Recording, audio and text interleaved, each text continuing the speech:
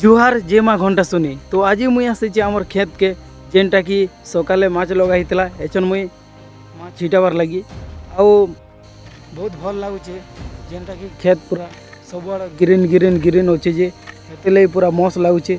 मुई तो बेसी दिन ला खेत भाटा के बुली नहीं आसी थी आज लेकिन आसली कि नहीं बहुत खुश लगुचे यार पूरा मजा लगुचे।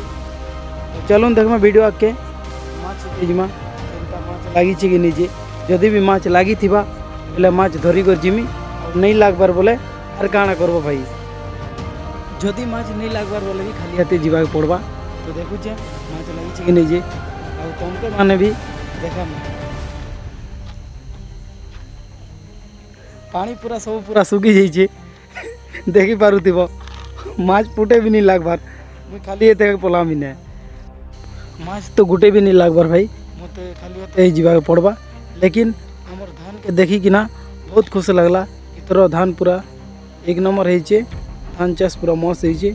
तो हेन्ता भी लगी रहत मोर वीडियो रे और मोर चैनल नुआ आई तो लाइक कमेंट और सब्सक्राइब करवाटा नहीं भूलबो। जुहार जे माँ घंटा सुन।